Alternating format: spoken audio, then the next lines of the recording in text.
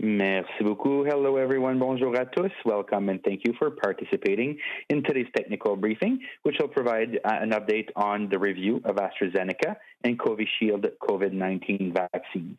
Bienvenue au briefing technique afin de donner une mise à jour sur l'examen d'innocuité du vaccin AstraZeneca et Covishield contre la COVID-19. Today, we will hear remarks from Drs. Supriya Sharma and Marc Berthiaume of Health Canada. Aujourd'hui, nous entendons des allocutions des Drs. Supriya Sharma et Marc Berthiaume de Santé Canada. Following the remarks, we will open the teleconference line for questions from the media. Suite à la présentation, nous répondrons à vos questions. If you wish to ask a question, please press star 1 on your phone now. Si vous désirez poser une question, appuyez sur étoile 1.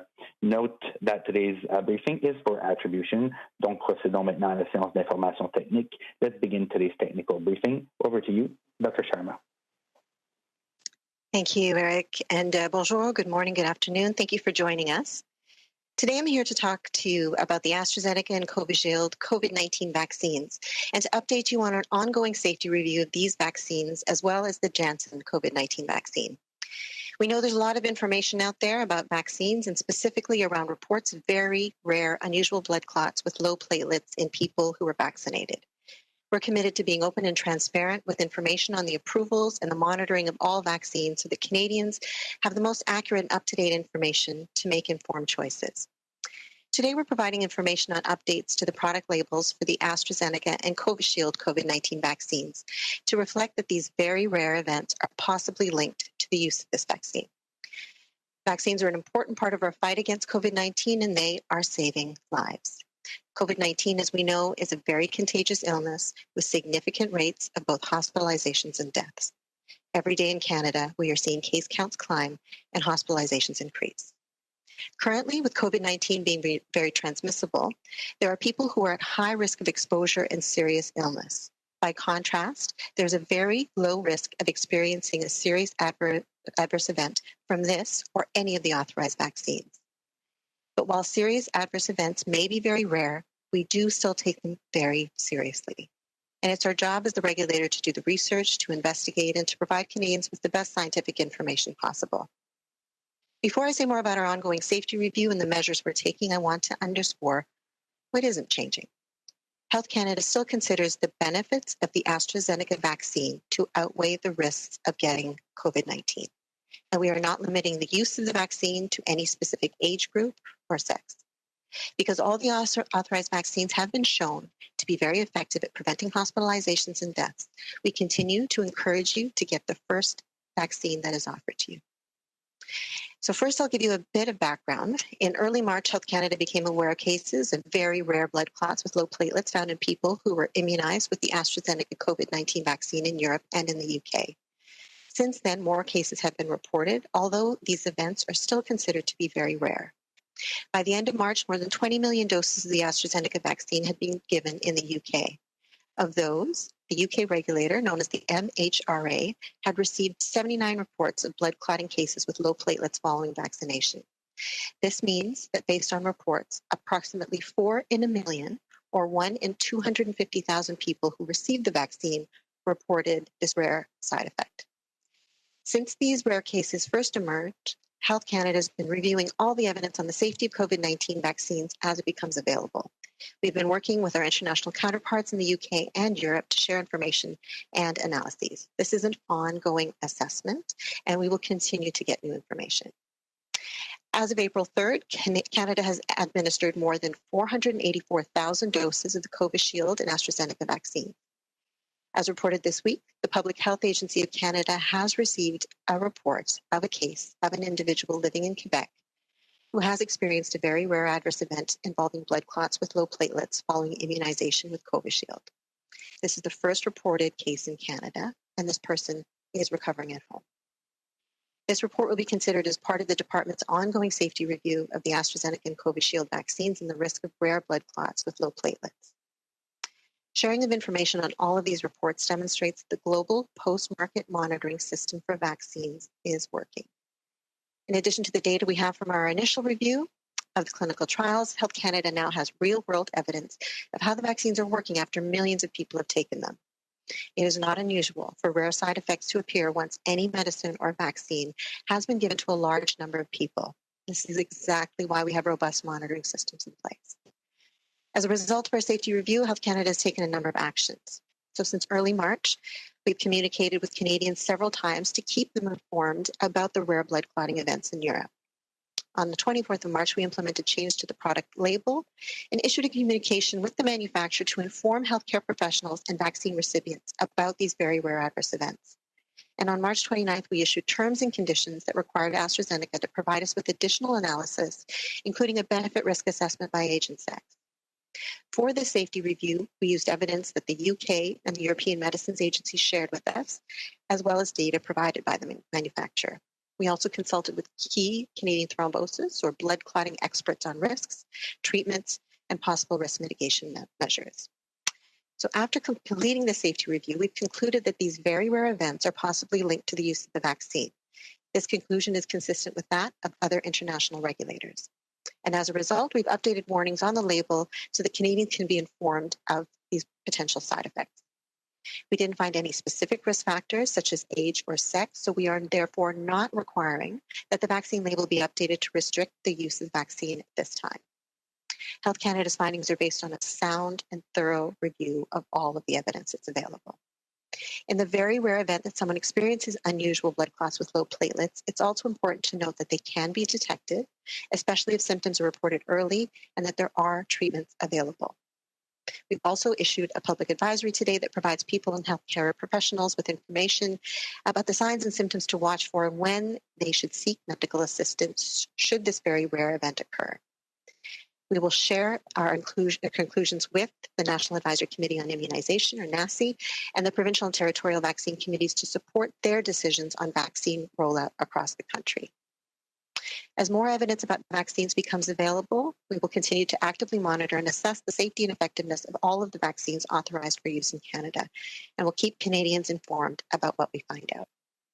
Vaccine monitoring involves Health Canada, working in close partnership with the Public Health Agency of Canada, the provinces and territories, and other international regulators and manufacturers to immediately share information on any emerging issue. With respect to Janssen, we would also like to update you on the situation with that vaccine. We are aware that the U.S. has paused the use of the Janssen COVID-19 vaccine as a precautionary measure while it investigates reports of rare blood clots. The European Medicines Agency is also examining this potential new safety signal. This appears to be very rare, with 6 cases of unusual blood clots reported following 6.8 million doses of the Janssen vaccine administered in the U.S. We've already asked Janssen to provide information on any cases of these rare blood clotting events.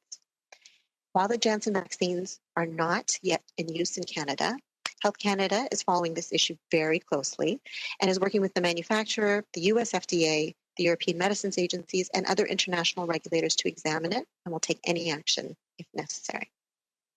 Based on the safety review of the AstraZeneca vaccine, what is Health Canada's advice? We know that the risks of getting these side effects from the vaccine are very rare. And we know that the risk of getting infected with COVID-19 and potentially experiencing serious health consequences, hospitalization, or even death from the disease are very real. Health Canada wants to reassure people that the AstraZeneca vaccine continues to be safe and effective at protecting them against COVID-19 and that the benefits of immunization outweigh the risks. Our best advice to Canadians is always the same, but possibly more urgent now than ever, with cases of COVID-19 increasing across Canada. Get whichever vaccine is available to you. It's that simple. The longer you wait to get vaccinated, the longer you're not protected. Thank you. Bonjour, je vous remercie de vous joindre à nous. Je suis aujourd'hui ici pour vous parler des vaccins contre la COVID-19 AstraZeneca et Covishield et faire une mise à jour sur notre examen continu de l'innocuité de ces vaccins ainsi que celui de Janssen. Nous savons que beaucoup d'informations circulent sur les vaccins, en particulier sur les très rares cas de caillots sanguins signalés en association avec un faible taux de plaquettes chez les personnes qui ont été vaccinées. Notre objectif est de faire preuve d'ouverture et de transparence en ce qui concerne l'homologation et la surveillance de tous les vaccins pour que les Canadiens disposent des renseignements précis et récents pour faire des choix éclairés. Aujourd'hui, nous vous informons des mises à jour apportées aux étiquettes des vaccins contre la COVID-19 AstraZeneca et COVID-19 pour indiquer que ces événements très rares sont possiblement associés à l'utilisation du vaccin. Les vaccins sont un élément important de notre lutte contre la COVID-19 et ils sauvent des vies. Nous le savons, la COVID-19 est une maladie très contagieuse qui entraîne un taux important d'hospitalisation et de décès. Chaque jour au Canada, nous voyons le nombre de cas et d'hospitalisations augmenter. À l'heure actuelle, la COVID-19 étant hautement transmissible, certaines personnes présentent un risque élevé d'exposition et de maladies graves. En revanche, le risque de subir un effet indésirable grave de ce vaccin ou d'un autre vaccin autorisé est très faible. Toutefois, même si les effets indésirables graves sont très rares, nous les prenons très au sérieux.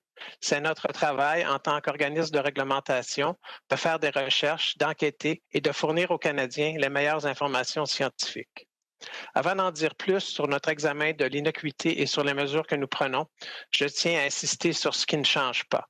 Santé Canada estime toujours que les avantages du vaccin d'AstraZeneca l'emportent sur les risques de contracter la COVID-19.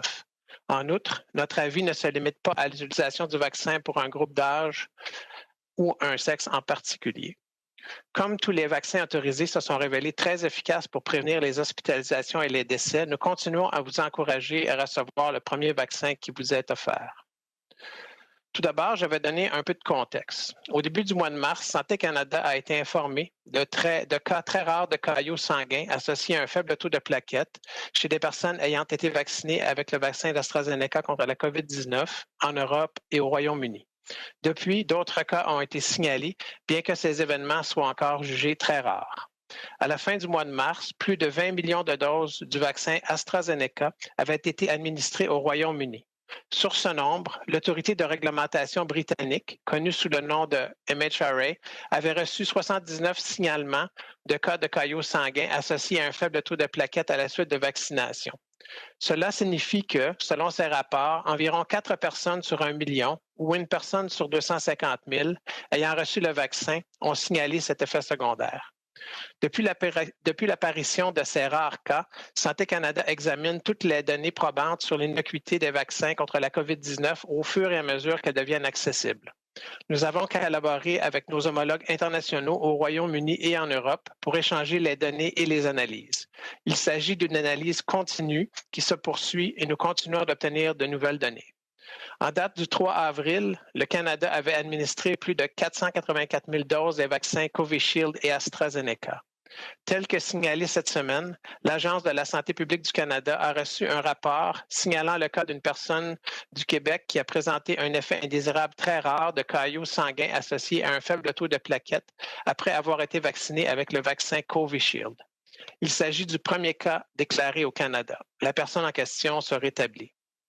Le présent rapport sera considéré dans l'examen actuellement effectué par le ministère de l'innocuité des vaccins AstraZeneca et COVID-19 et du risque de rares caillots sanguins associés à un faible taux de plaquettes. Les informations partagées sur tous ces rapports montrent que les systèmes de pharmacovigilance des vaccins mis en place dans le monde fonctionnent. En plus des données que nous avons obtenues lors de notre examen initial des essais cliniques, Santé Canada dispose maintenant de preuves concrètes de l'efficacité des vaccins, maintenant que des millions de personnes les ont reçus. Il n'est pas inhabituel que des effets secondaires rares apparaissent après qu'un vaccin ou un médicament a été administré à un grand nombre de personnes. C'est précisément la raison pour laquelle nous avons mis en place des systèmes de surveillance robustes. À la suite de notre examen de l'innocuité, Santé Canada a pris un certain nombre de mesures. Depuis le mois de mars, Santé Canada a communiqué avec les Canadiens à plusieurs reprises pour les tenir au courant des rares cas de caillots sanguins survenus en Europe. Le 24 mars, nous avons apporté des modifications à l'étiquette du produit et publié un avis avec le fabricant pour informer les professionnels de la santé et les personnes vaccinées de ces effets indésirables très rares. Le 29 mars, nous avons publié des modalités exigeant qu'AstraZeneca nous fournisse des données supplémentaires. Ces modalités comprenaient une évaluation des avantages et des risques selon l'âge et le sexe. Pour cet examen de l'innocuité, nous avons utilisé les données probantes que le Royaume-Uni et l'Agence européenne du médicament nous ont communiquées, ainsi que les données fournies par le fabricant. Nous avons également consulté des spécialistes canadiens des troubles de la coagulation et des thromboses sur les risques, les traitements et les mesures éventuelles à prendre pour atténuer les risques. Après avoir réalisé le dernier examen de l'innocuité, Santé Canada a conclu que ces événements très rares pourraient être liés à l'utilisation du vaccin. Cette conclusion est conforme à celle d'autres organismes de réglementation internationaux. Nous avons donc actualisé les avertissements sur l'étiquette pour que les Canadiens soient informés des effets secondaires. Nous n'avons pas trouvé de facteurs de risque particuliers comme l'âge ou le sexe, et nous n'exigeons donc pas que l'étiquette du vaccin soit mise à jour pour restreindre l'utilisation du vaccin à l'heure actuelle. Les conclusions de Santé Canada reposent sur un examen fiable et exhaustif de toutes les données probantes disponibles. Dans le très rare cas où une personne présente des caillots sanguins inhabituels associés à un faible taux de plaquettes, il importe de noter que l'on peut les déceler, surtout si les symptômes sont signalés tôt et que des traitements sont disponibles. Nous avons également émis aujourd'hui un avis public qui fournit aux personnes et aux professionnels de la santé des renseignements sur les signes et les symptômes à surveiller et le moment où les personnes doivent demander une assistance médicale si cet événement très rare devait se produire. Santé Canada communiquera ses conclusions au Comité canadien national d'immunisation et aux comités provinciaux et territoriaux chargés de la vaccination afin de les aider à prendre des décisions sur la distribution du vaccin dans tout le pays. Santé Canada continuera de surveiller activement et d'évaluer l'innocuité et l'efficacité de tous les vaccins dont l'utilisation est autorisée au Canada au fur et à mesure que de nouvelles données sont disponibles et nous continuerons à informer les Canadiens. Dans le cadre de la surveillance des vaccins, Santé Canada travaille en étroite collaboration avec l'Agence de la santé publique du Canada, les provinces et les territoires, ainsi que d'autres organismes de réglementation et fabricants internationaux, afin de communiquer immédiatement des données sur tout problème nouveau. Nous voulons également faire le point sur la situation relative au vaccin Janssen. Santé Canada sait que les États-Unis ont interrompu l'utilisation du vaccin Janssen contre la COVID-19 à titre de mesure de précaution pendant qu'ils analysent des signalements de rares caillots sanguins. L'Agence européenne des médicaments examine aussi ce nouveau signal lié à la sécurité. Ces événements semblent très rares. 6 cas de caillots sanguins inhabituels ayant été signalés à la suite de l'administration de 6,8 millions de doses du vaccin Janssen aux États-Unis. Nous avons déjà demandé à Janssen de fournir des renseignements sur tous les cas de caillots sanguins inhabituels. Bien que le vaccin de Janssen ne soit pas encore utilisé au Canada, Santé Canada suit cette situation de très près et travaille avec le fabricant, la FDA des États-Unis, l'Agence européenne des médicaments et d'autres organismes internationaux de réglementation et prendra des mesures si nécessaire. À la lumière de cet examen de l'innocuité du vaccin d'AstraZeneca, quel est l'avis de Santé Canada? Nous savons que les risques de présenter ces effets secondaires à cause du vaccin sont très rares. Nous savons que le risque d'être infecté par la COVID-19 et de souffrir de graves conséquences médicales, d'être hospitalisé ou même de mourir de cette maladie est très réel. Santé Canada tient à rassurer les gens sur le fait que le vaccin d'AstraZeneca demeure sûr et efficace pour les protéger contre la COVID-19 et que les avantages de la vaccination l'emportent sur les risques.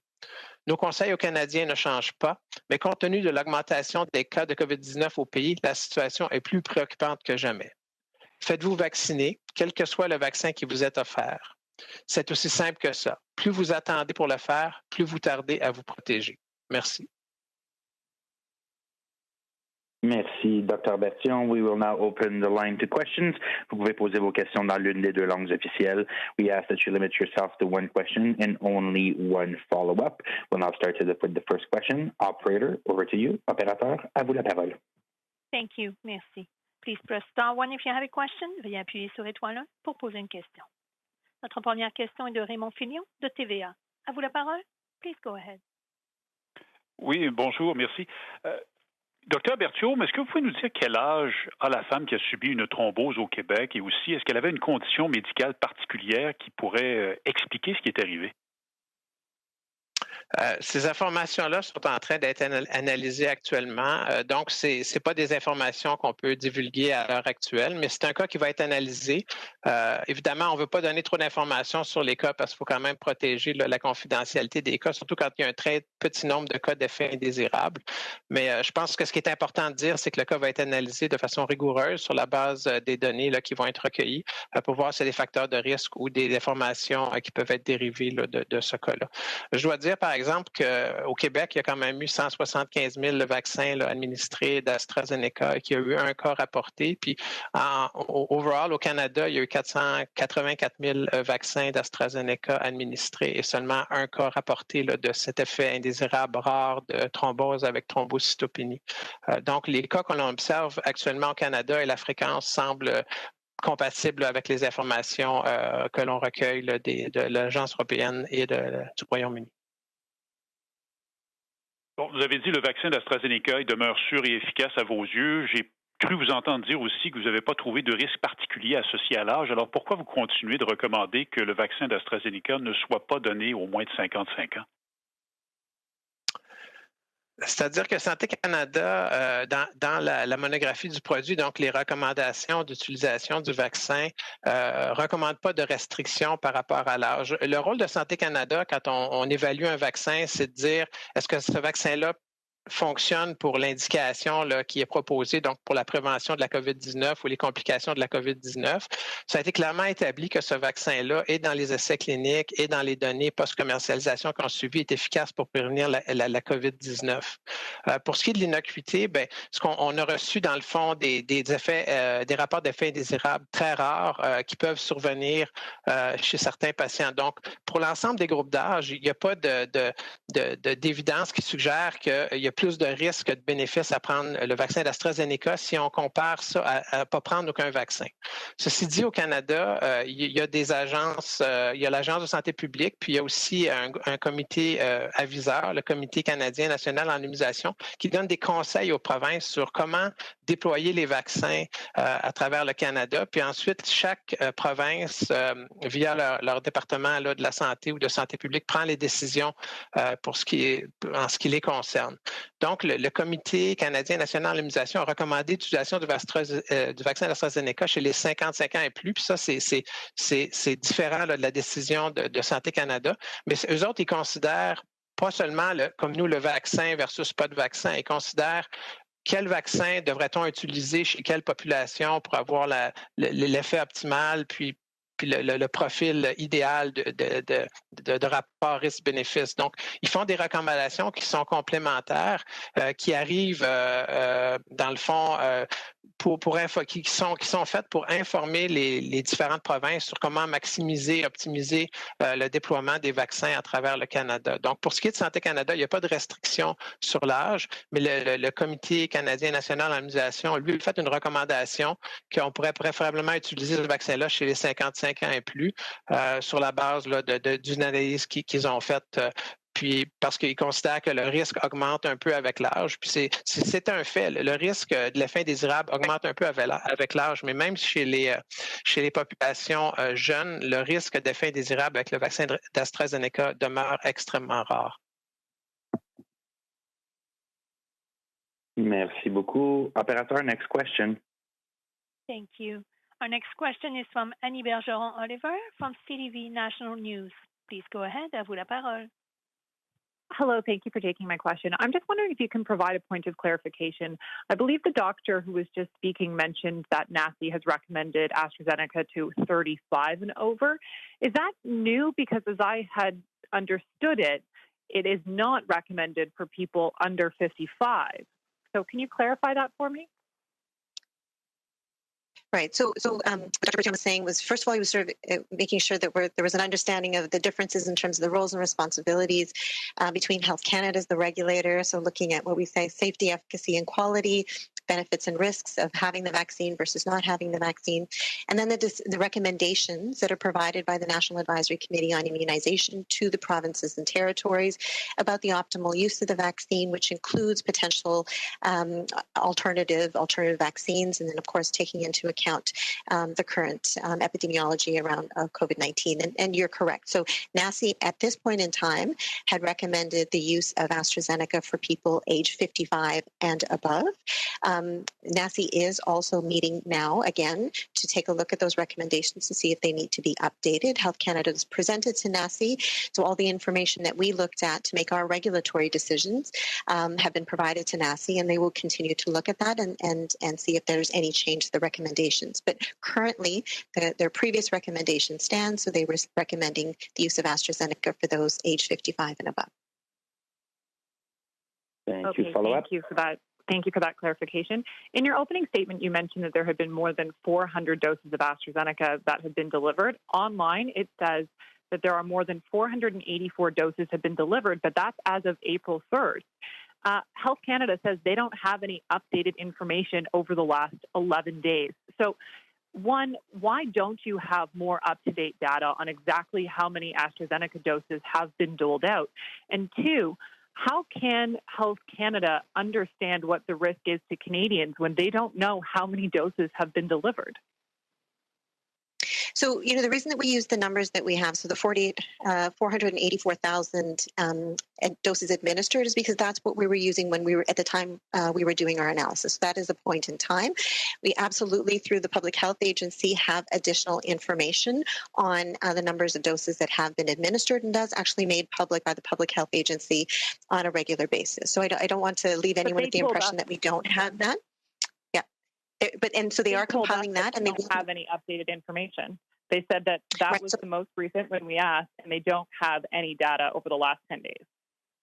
Right. And so my understanding is that they are getting that data, and then later on this week, they'll be able to provide that. So I think it was that they weren't able to provide that at this point in time, but they certainly are bringing those numbers together, and then they'll disclose it. It's usually on the Thursday call.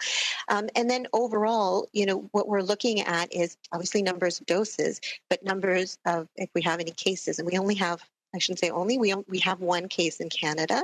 So that number, obviously is very small compared to, whatever the doses are that we've delivered. And that's why, of course, we need to look at things in the Canadian context. But we are looking to the work that we're doing with the United Kingdom, where millions of doses have been administered, European Union, where millions of doses have been administered, and those numbers as well. So as we said, when we're looking at any adverse event that's very rare, we really are looking at all the data that we can to put that into context. Thank you, Dr. Sharma. I would like to remind that it's one question and only one follow-up. We'll take the next question. Prochaine question. Opérateur. Thank you. Our next question, notre prochaine question est de Catherine Lévesque de la Presse canadienne. À vous la parole, please go ahead. Oui, bonjour au docteur. Docteur Berthiaume, si on comprend bien, si on résume, qu'est-ce qui change aujourd'hui? Finalement, j'en comprends qu'il n'y a juste cet étiquetage qui est modifié, puis ces recommandations aux médecins. Il n'y a rien d'autre qui change, selon Santé Canada, pour AstraZeneca. C'est-à-dire que vous avez raison, la position de base, c'est-à-dire la décision de base ne change pas. C'est-à-dire que, comme on l'a mentionné, on considère que pour l'ensemble des groupes d'âge, les bénéfices de la vaccination d'AstraZeneca du vaccin d'AstraZeneca contre la COVID-19 l'emportent sur les risques là, de ne pas avoir de vaccin. Mais il y a eu des ajouts qui ont été faits au niveau dans le fond, de ce qu'on appelle l'étiquetage, puis surtout au niveau des avis là, de précaution. Donc, il y avait de l'information qui avait déjà été incluse. Là, l'information est devenue plus proéminente, plus visible dans la monographie du produit parce qu'avant, ces cas-là étaient rapportés, puis on étudiait leurs liens possibles avec le vaccin.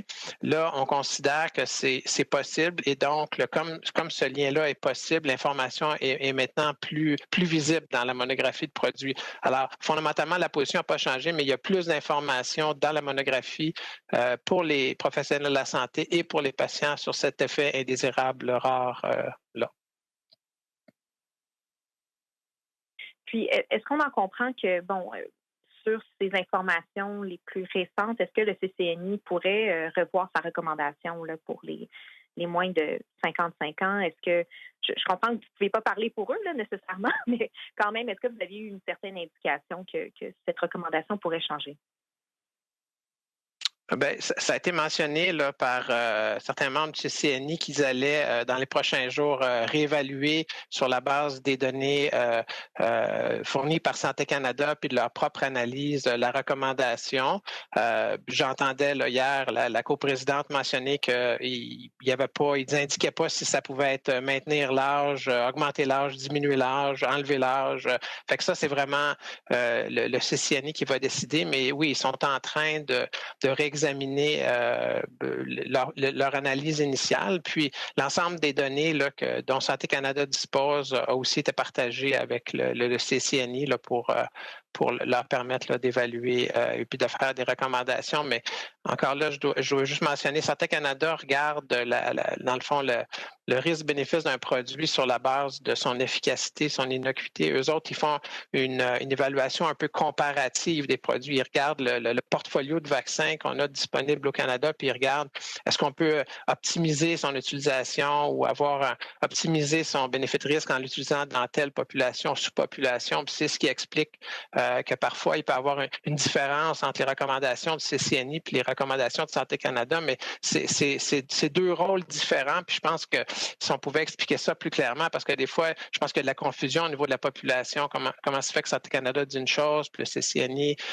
dit autre chose. C'est vraiment que c'est des rôles complémentaires, puis l'analyse qu'ils font et que Santé Canada fait, que le CCNI fait est complémentaire, mais dans le fond, on travaille tous ensemble là, pour dans le fond la santé des Canadiens puis pour combattre l'épidémie de COVID. C'est pour ça qu'il faut essayer d'être le plus clair possible pour transmettre et expliquer les rôles respectifs de chaque organisation. Merci beaucoup, Dr. Berthiaume. Operator, next question. Our next question is from Mia Robson from the Canadian Press. Please go ahead. À vous la parole. Yeah, good morning. I'm wondering if you could talk a little bit more about the incident rate, because the numbers seem to be different depending on who you get them from.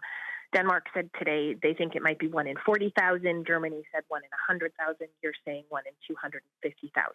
Do we have any sense of why these numbers are all over the place? Right. Well, I think, first of all, these aren't incidence rates. So when we talk about incidence rates, it's really, the incidence of that event happening in the population. I think the first thing to talk about is that we're dealing with reporting rates. So reporting rates means that somebody has seen an adverse reaction, has made an association that it possibly could be related to the vaccine. It's within that period of time, and then reported it in. So I think that's one part of it. And that's the reason that you're seeing different numbers, because depending on the country, if they're looking at the numbers of reports they're getting over the numbers of vaccinations that they've done, when they're looking at the cases over the numbers of vaccinations, that can vary. And when you're seeing very small numbers of cases and very rare events, a change of 1 or 2 cases can actually make a big difference in terms of the overall reporting rates. We're using the 4 in a million because we feel that the United Kingdom data set is the one that seems to be the most complete. So they've delivered the most doses of AstraZeneca. They have a very good post-market monitoring system in the UK, and they actually have a good central database in terms of the numbers of vaccinations that were delivered and where they were. So that's why we're using those data. I think in general, if we're looking at a range, most people are coming to the conclusion that it's a range of between 1 in 100,000 and 1 in 250,000. But again, those numbers will shift as we get more cases and get more information. But because they're very small is why we're seeing those differences. Perfect. Thank you. And I'm also wondering, so I think you were answering a little bit about what was changing today in French to Catherine, but you said that you updated the label on March 24th, and yet you're updating it again today. I'm wondering if you can explain what changed then versus what's changing now. And also, last week I was hearing from people who got the AstraZeneca vaccine in Ontario in particular, who were given zero information about the risk of blood clots. And I'm just wondering what you are providing and what provinces should be providing to patients when they get this vaccine, so they are both making an informed decision to get it and also know what to look for afterwards. Absolutely. So where we were when we first heard about these rare events is that we knew that that they occurred. There wasn't necessarily a link between the vaccine and those adverse events at that point in time. So we did initially we updated the product monograph just to reflect that these reports had happened. And it was very similar to what we did for allergic reactions. So we said that at that, the early point in time that there had been there is a risk of it, but there hadn't been any reports. When we did have real world evidence of reports, we've added that. What we're changing today is that we feel that there is a stronger link between these adverse reactions and the vaccine itself. And so we've changed it from, that there are some reports out there that may or may not be associated with the use of the vaccine to we believe that we moved them to the section on the warning. So we've created a section in the product monograph that talks about thrombosis or clots with thrombocytopenia or the low platelets and provided information about the cases that we know about. In addition, in that section, we do say that if somebody has had what we call a central venous sinus thrombosis, so this unusual clotting reaction that's in the veins around the brain, or if they've had a reaction that's similar to what we think is the mechanism for this, which is a heparin-induced thrombocytopenia, so that's clots with the low platelets, that they have that discussion with their practitioner about whether or not they should be taking this vaccine. And we've also added information to say, if you are a person that has had this reaction, so if you've had the AstraZeneca or the COVID vaccine, and you've had this very rare reaction of an unusual clot and low platelets and it's been diagnosed, then you should not get the second dose. So that's what's changed. But that's why, in the opening remarks, we wanted to make sure that we've highlighted what hasn't changed, right? That the benefits still outweigh the risk. This is still a useful vaccine in terms of a tool in our toolkit. So we wanted to say that. The second part in terms of information to both people that are getting the AstraZeneca vaccine as well as practitioners. I mean, we have put the information out about what to look for in terms of signs and symptoms. And I think the fact that this one case that we have in Quebec, the fact that people did recognize that this was an unusual clot that could be associated with the vaccine, it was diagnosed, the appropriate blood work was done, the appropriate treatment was given, and that person is now recovering is part of making sure that it's a sign that the system is working in terms of getting that information out there, even before we had even one case in Canada. Now, we realize that, of course, as the vaccines are rolling out, we want to make sure that all that information is available. So we have that information on our website. All the updates in the product monograph are on the portal as well, the Health Canada portal for vaccines. We've worked with Thrombosis Canada to put additional information on their website. We've put out the public advisory. There's certainly a lot of work that's being done with other groups on clinical practice guidelines. So we know in Ontario that the Science Table has put together, what to look for and how to treat. And so that's available as well on various websites. But we've also, today put out a public advisory, again, sort of stating what we've done in terms of the changes to our product monograph. And importantly, to note the signs and symptoms of what you might look for in that period. So from 4 to 20 days after you get that vaccine, if you have a really serious persistent headache, if you have persistent, serious abdominal pain, if you have, pain in your limbs that's quite severe and persistent, if you have any unusual bruising other than at the site of the injection, those are signs that you should be seeking medical attention. And again, when we're talking about things like very severe headaches that continue and are persistent, or very severe abdominal pain that's continuous, those are things that you should be seeking medical care for. Anyway. So we are trying to put as much information out there. Obviously things are evolving quickly. And certainly we've talked about the National Advisory Committee on Immunizations providing information to the provinces and territories, and the provinces and territories putting out information. So hopefully with that concerted effort, all of us working together, the most important thing is that Canadians have that information. There's a lot of information out there. There's a lot of noise. We know that Canadians they're smart enough. When they're equipped with the appropriate and accurate and timely information, that they can make the best choices for themselves about getting vaccinated. Thank you. Operator, next question. Notre prochaine question est de Annie Guillemette de Cogeco Nouvelles 98.5 FM. À vous la parole. Please go ahead. Oui, bonjour. J'aimerais revenir un peu sur les risques qui sont associés à ce vaccin-là. On nage dans plusieurs données, là. 4 cas sur 1 million. Ensuite, ici, on a un cas sur 400 000 quelque chose. On parlait d'un cas sur 100 000 au Québec. Donc, c'est quoi, là? Est-ce que, lorsque vous nous dites, Dr. Berthiaume, que vous avez ramasser, entre guillemets, toutes les études internationales et que vous mettez tout ça ensemble pour arriver avec vos conclusions, est-ce qu'il est possible aussi d'avoir une conclusion en chiffres de risques associés au vaccin d'AstraZeneca? Certainement. Alors, ce que j'ai mentionné dans les remarques d'ouverture, c'est que le taux qu'on considère le plus fiable actuellement, compte tenu du nombre de cas rapportés, puis aussi du nombre de personnes vaccinées, c'est les taux qui ont été observés au Royaume-Uni à cause de la qualité de leurs dossiers médicaux, de leur système aussi de collecte des données des effets désirables. Donc, le taux actuel qu'on considère le plus fiable, c'est un taux de 1 cas d'effets indésirables rares de thrombose associés avec une thrombopénie sur 250 000 personnes vaccinées. Ce que j'ai mentionné, c'est qu'au Québec, il y a eu 175 000 vaccinations avec le vaccin COVID-19, l'équivalent d'AstraZeneca, puis il y a eu un cas rapporté. Donc, ce cas-là, si ça continue, puis il n'y a pas d'autres cas d'ici 250 000, c'est compatible avec l'information. Quand on parle d'un cas sur 250 000, il faut rapporter ça sur des grands dénominateurs.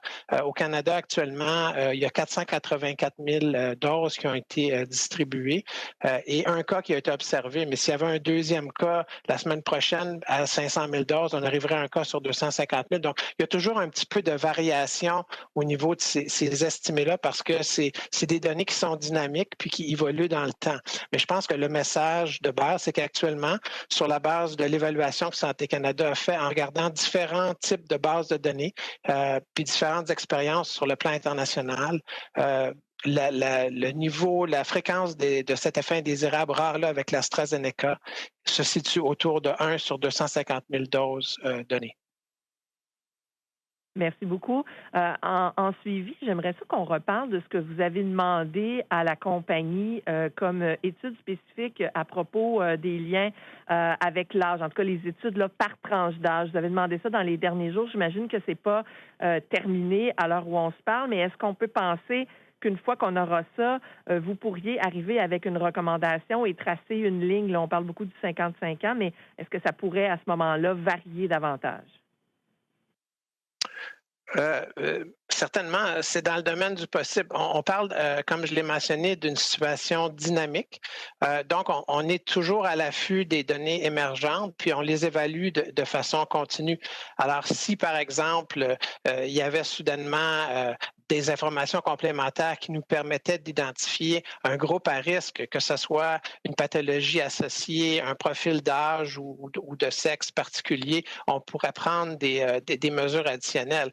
Cependant, je dois dire qu'à l'heure actuelle, si on regarde l'expérience internationale avec le vaccin d'AstraZeneca, 20 millions de doses administrées au Royaume-Uni, 25 millions de doses administrées en Europe, on dispose quand même actuellement de solides bases de données sur ces effets indésirables-là. Puis en général, les effets indésirables sont identifiés dans les premiers centaines de milliers ou millions de cas auxquels personnes auxquelles un produit est administré.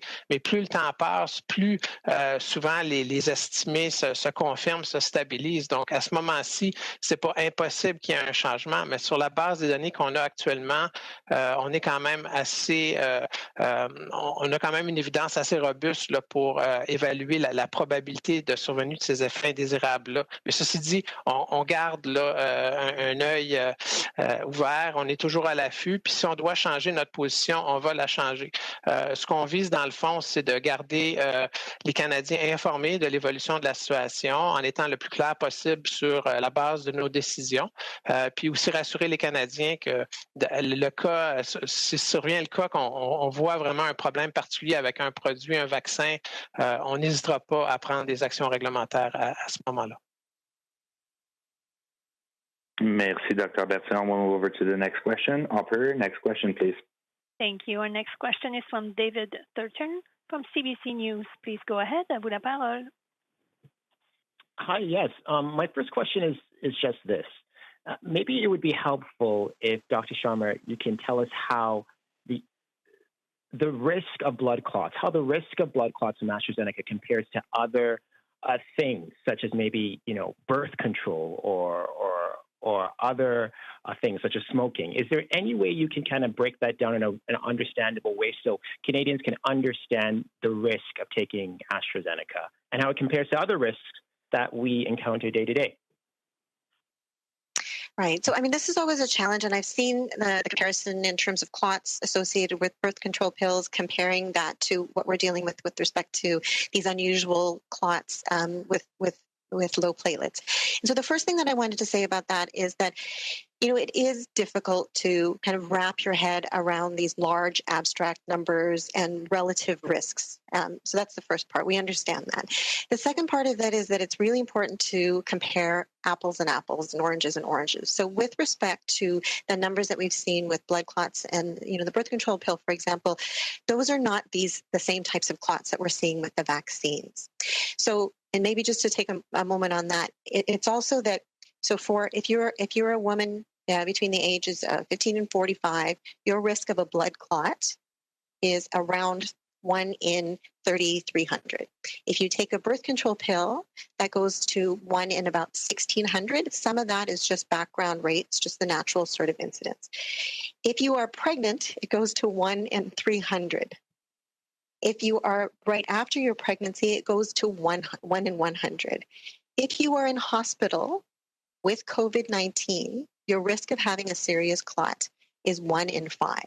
So I think we just, you know, if we're talking about clots in general, and we're talking about the sort of the risks and benefits in that area, you know, obviously the risk of clots with regular clots with COVID is much, much, much higher than with other things that we talk about in terms of benefits and risk. And it's much, much, much higher than having this very, very severe clot. So then let's look at the types of clots that we're dealing with. These are extremely, extremely rare. And again, we're using 1 in 250,000 as an estimate. We look at what, you know, another thing that it's like. So one of the hypotheses about what's causing this is really an activation of the immune system that then leads to platelets, these clotting things being activated, causing clots, and then because those platelets are consumed in the process, the overall count goes down. It's likened to what we see with heparin. Heparin is a medication that seems to trigger the same type of reaction. We still have heparin on the market. Right? We still use it. We still use it for prevention. We use it in syringes, for example, to prevent clots, even though there might be alternatives to it.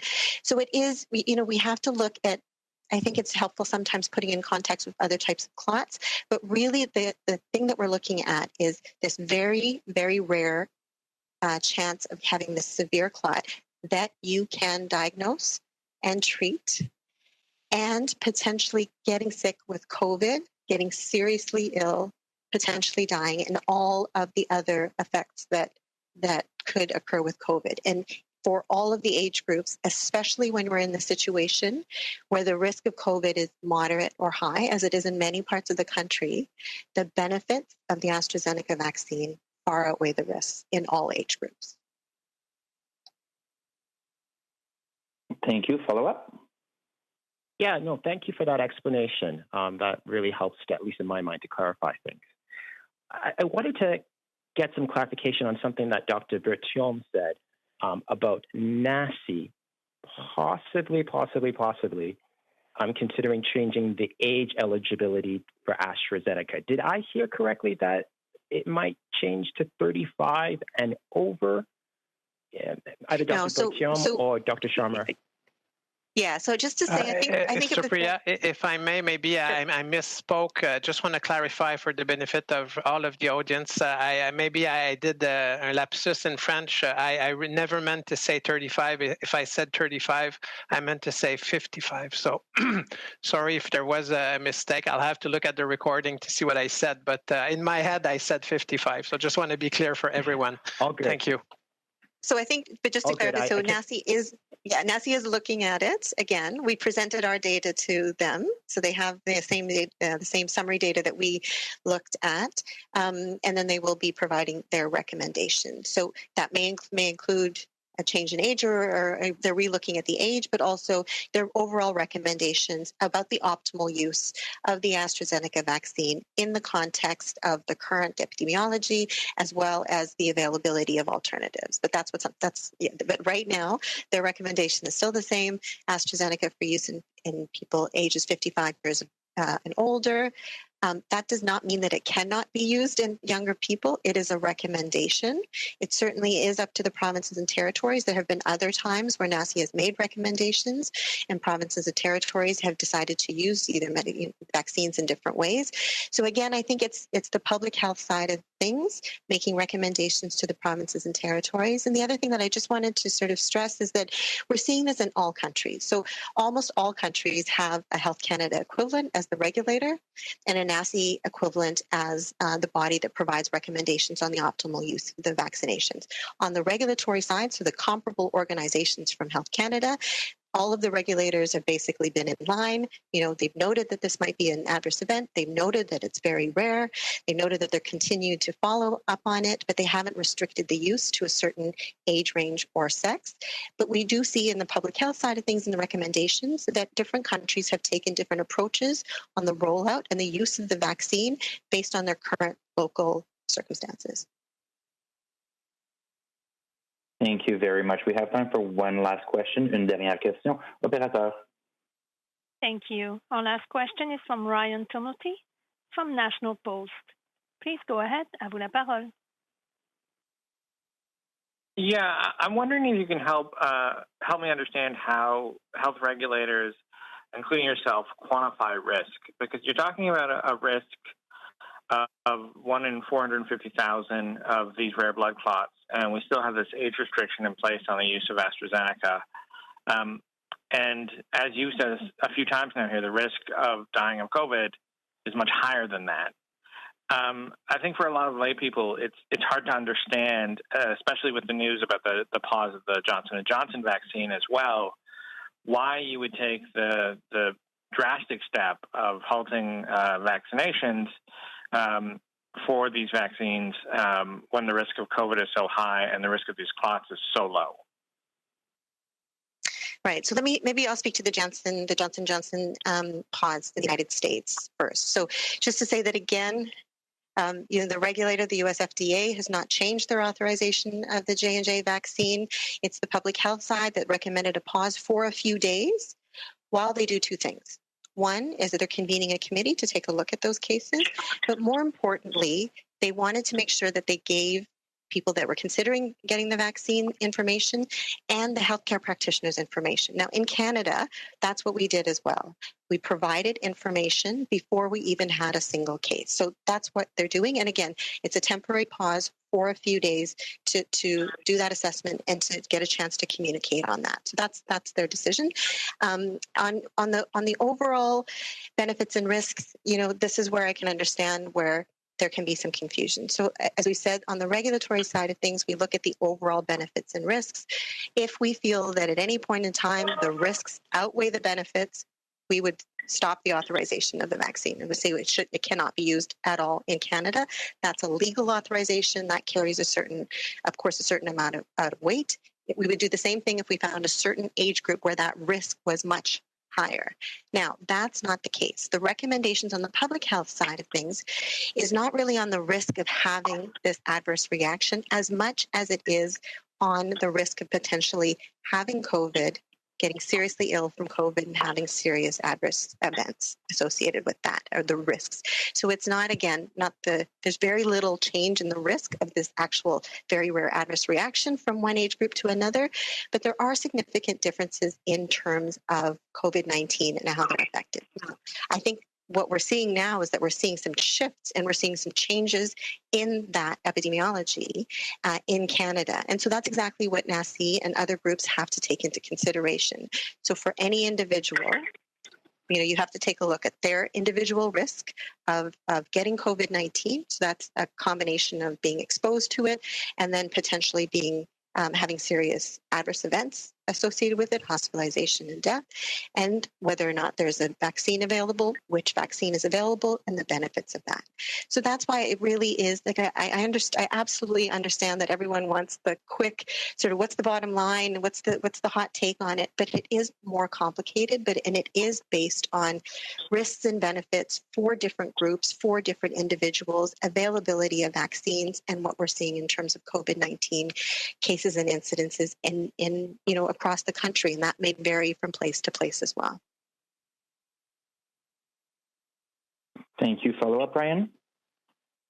Yeah, just as a follow-up, I know you said that you're limited by privacy rules when it comes to revealing the person, the age of the person who has seen these rare clots. I'm wondering if you can say, though, whether or not the person who received it is younger than 55. Basically, do they fall within the current restrictions for the vaccine?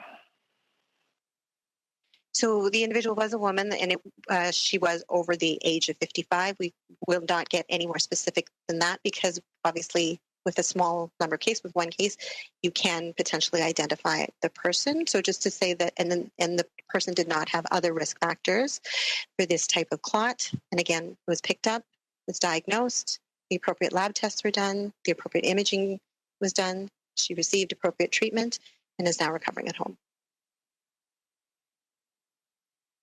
Thank you very much, Dr. Sharma. That will be all for today's technical briefing. C'est ce qui met fin au briefing technique pour aujourd'hui. Passez une belle journée.